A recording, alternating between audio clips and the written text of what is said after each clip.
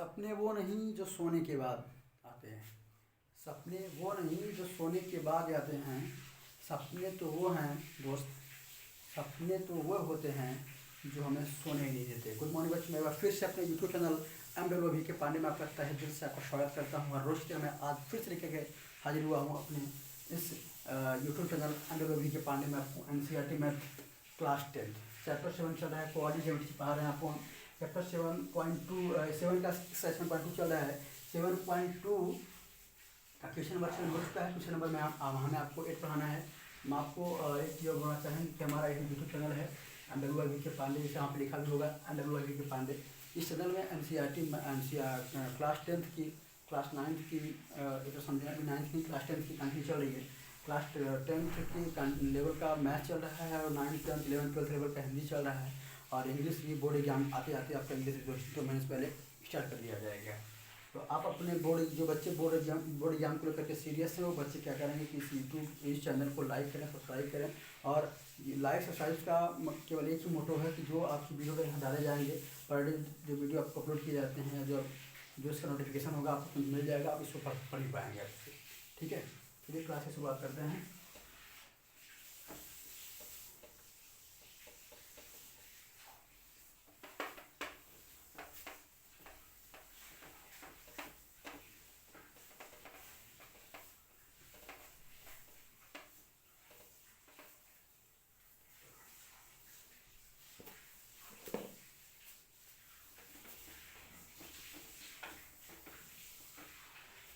देखिए भाई, जो क्वेश्चन नंबर 7 है, ध्यान दीजिएगा। क्वेश्चन नंबर जो 8 है आपका, क्वेश्चन नंबर 8, इसको मैं 2 तरीके से सॉल्व कराऊंगा। क्योंकि इसमें क्या है कि रेशियो को थोड़ा सा हाइड किया है, जो उसका रेशियो है उसको हाइड कर दिया है, बस यही किया, कुछ है नहीं सवाल में। इसमें रेशियो एक तरह से आप ये समझो कि रेशियो को फाइंड करने का मेथड चेक करना चाहता है जो आपका एग्जामिनर है। बस ये चेक करना चाह रहा है कि जो बच्चा है वो रेशियो का मतलब समझ रहा है कि नहीं समझ रहा है। जो रेशियो जो वर्ड यहाँ यूज किया जा रहा है, अनुपात वर्ड, उसका मतलब बच्चा समझ रहा है नहीं समझ रहा है, इसीलिए इस सवाल को दिया गया है। बाकी इसमें कुछ है नहीं, बस आप रेशियो निकालेंगे, बाकी मेथड ही चलने वाला है। मैं रेशियो भी निकालना आपको इसमें 2 तरीके बताऊंगा आपको। पर देखिए सवाल क्या कह रहा है। सवाल ये कह रहा है बेटा कि यदि A और B क्रमशः -2, और 2, -4 हों, तो बिंदु P के निर्देशांक ज्ञात कीजिए ताकि AP बराबर 3/7 AB हो। AP बराबर 3/7 AB हो और P रेखाखंड AB पर स्थित हो। AP बराबर 3/7 AB हो और जो P है रेखाखंड AB पर स्थित हो। पहली चीज़ तो एक काम करिए, रेखाखंड बनाइए।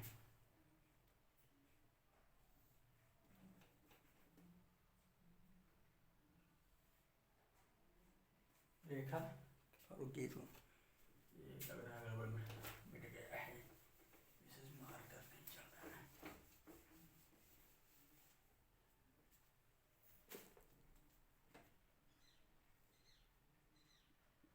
A B में कह रहा है कि पॉइंट कौन है बेटा, P है। और यहाँ भी कह रहा है कि A और B वहाँ क्रम से दिए गए हैं, respectively given that point A and point B -2 -2 का -2 एंड B का जो पॉइंट दिया गया है वह दिया गया है 2, -4 2, -4। यहाँ गेम है ही नहीं कि आप क्या निकालिए, पॉइंट निकालिए। यहाँ बस गेम ये है कि आप रेशियो कैसे निकालते हैं। रेशियो का मेथड क्या है, रेशियो के 2 मेथड बताऊँगा आपको। रेशियो को एक सिंपल मेथड बताऊँगा, एक थोड़ा सा जो आपको दोनों समझ में आए वो देखिएगा। इसमें यहाँ देखिए कि सेकंड जो इसमें क्या कह रहा है भाई कि ये कह रहा है कि A है, बस ठीक है। इसमें बिंदु P के निर्देशांक ज्ञात करने हैं। किसके? बिंदु P के निर्देशांक ज्ञात करने हैं। लेकिन एक पॉइंट बहुत अच्छा गिवन है इसमें। यहाँ ये कहा जा रहा है बेटा कि अगर AP रेशियो के अकॉर्डिंग में AP बराबर जो दिया गया है वह दिया गया है कि क्या AP = 3/7 AB।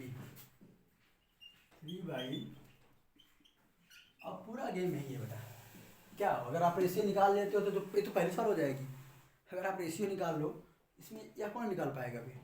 रेशियो का ही गेम है, और रेशियो तुम आसान तरीके से सिखा रहे हैं आपको निकाल। देखिए बेटा, पहले बेटा आप ये समझो कि ए बी पे डिपेंड ए पी है कि ए पी पे डिपेंड ए बी है?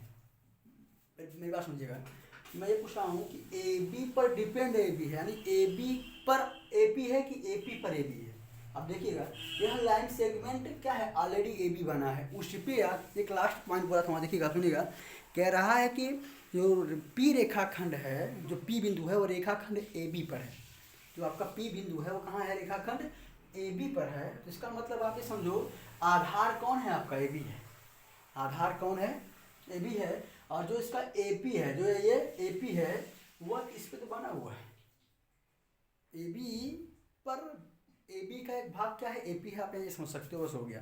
तो आप यहाँ ये लिखिएगा कि जो ए पी है वह ए पी कहाँ रहे, जहाँ है वही रहे, इसको इधर लेके चले आइए। तो यहाँ से क्या निकलेंगे आप भाई, रेशियो पढ़े होंगे, तो ए पी अपान में ए बी और 3 अपान में 7। तो मैं यहाँ यह कह सकता हूँ कि ए पी बराबर कितना हुआ 3 और ए बी बराबर कितना हो गया भाई। बहुत सिंपल मेथड है, बहुत सिंपल मेथड है भाई। ए पी का मान क्या मिल गया 3 और ए बी का क्या मिल गया मुझे, क्या मिल गया 7। लेकिन यहाँ पर जब आप रेशियो पढ़ोगे बेटा, तो ए पी और पी बी इसकी अकॉर्डिंग सॉल्व करना है। तो पी बी कहाँ है मेरे पास, चलिए बताना। ये चीज़ आप जान रहे होंगे कि जो मेरा ए बी है वह मिल के बना है किससे, ए पी प्लस किससे, या पी बी लिख दो या बी पी लिख दो, जो भी लिखना है भाई। दोनों में पी कॉमन है, खत्म करता है, यही बचेगा। जो मेरा ए बी है वह A P plus P B से मिल के बना है। मुझे ए बी का मान प्राप्त है क्या 7, ठीक है। और ए पी का मान अभी आप वहाँ लिखे हो 3, बी पी का आपको नहीं पता है, ट्रांसफर करके क्या मिल जाएगा आपको, ट्रांसफर करने पे यानी 7 ये इधर आएगा -3, तो आपको बी पी निकल के चला आएगा क्या बेटा 4। ये मुझे बताइएगा कि क्या यहाँ पर निर्देशांक नहीं आ गया, ए पी का मतलब 3 और बी पी का मतलब 4, तो आपका ये M1 और M2 नहीं मिल गया। अब कौन नहीं कर पाएगा इसको। अब इतना सिंपल सवाल हो गया। बस मैं कह रहा था कि इस सवाल का उद्देश्य ये नहीं कि ये सवाल आपसे निर्देशांक ज्ञात करवा रहा है। इस सवाल का एक उद्देश्य है कि बच्चे के पास यह माइंड डेवलप हो पाया है कि नहीं, कि रेशियो कैसे, यानी रेशियो का मतलब क्या होता है। रेशियो आपका चैप्टर तो है नहीं, लेकिन इस रेशियो का मतलब क्या कहा है यहाँ पे, रेशियो निकालने की कुल बात कही जा रही है। यहाँ पे आप रेशियो निकालने सवाल आ गया आपका, चलिए फार्मूला डायरेक्ट करिए भाई। क्या M1 कितना है भाई 3, ये आपका निशान क्या निकालना है, पी पॉइंट है, P x comma y. M1 क्या है आपका 3 और x2 क्या है भाई, M1 x2 क्या है 2 प्लस M2 क्या है भाई 4 और x1 क्या है आपका -2 अपान में वही 3 + 4, ठीक है, माइनस। अब यहाँ देखिएगा, अब अगर ये देखिए तो यहाँ पर m का मतलब 3 M1, y2 आ गया, y2 मतलब -4 प्लस M2 का मतलब 4 और y1 का मतलब -2, ठीक है, बटे वही 3 + 4 पी एक्स कामा वाई, या 3 2 = 6 4 2 = -8 4 3 7 4 3 = 12 4 2 = 8 3 4 7, ठीक है। तो अब यहाँ देखिए बेटा, कुछ नहीं हो गया, सवाल खत्म भाई। 6 में से 8 जाएगा, कितना बचेगा -2 अपान में 7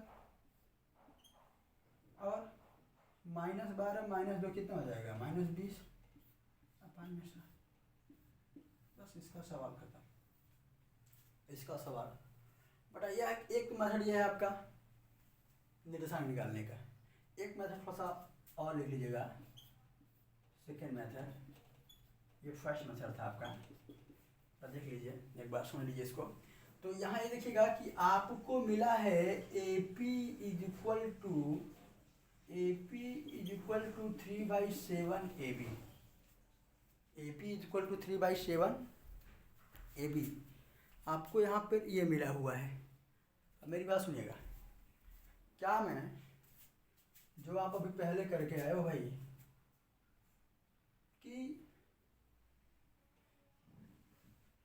अब यह जो यहाँ ट्रांसफ़र किया इसको इधर ट्रांसफ़र करो, इस चीज़ को मतलब आप ऐसे करना होगा कि यह इधर आए 7/3 यहाँ हो जाए भाई, ये जब इधर आएगा तो 7/3 हो जाएगा और यहाँ क्या हो जाएगा ए बी अपान में ए पी हो जाएगा। उल्टा कर रहे हैं, ठीक है, ट्रांसफ़र कर रहे हैं। बाकी देखिए इसका तरीका क्या हो जाएगा, देखिएगा कि अगर मैं इसको लिखना चाहूँ तो मैं क्या लिख सकता हूँ बेटा, 7/3 तो रहबे करेगा। ए बी को मैं अभी लिख के आया हूँ क्या, A P plus P B अपान में क्या ए पी। अब क्या करिए कि ए पी से सब में डिवाइड कर दीजिए। मैथड सिर्फ सिंपल बेटा यही है, लेकिन आपको एक मेथड और बता रहे हैं, देख लीजिए इसमें कि 7/3 है। अब डिवाइड करेंगे तो ए पी से क्या हो जाएगा 1 और यहाँ क्या हो जाएगा पी बी अपान में ए पी हो जाएगा। यह नंबर है, नंबर किधर लाइए, 7/3 प्लस में है तो -1 हो जाएगा और ये पी बी अपान में ए पी निकल के आएगा, ठीक है। 3 1 जा 3 यानी घट क्या आएगा 4/3, घट क्या आएगा बेटा, एक सॉल्व करिए 3 1 जा 3 7 1 जा 7 3 1 घट क्या आएगा पी बी अपान जो ए पी रेशियो मिला है बेटा आपको,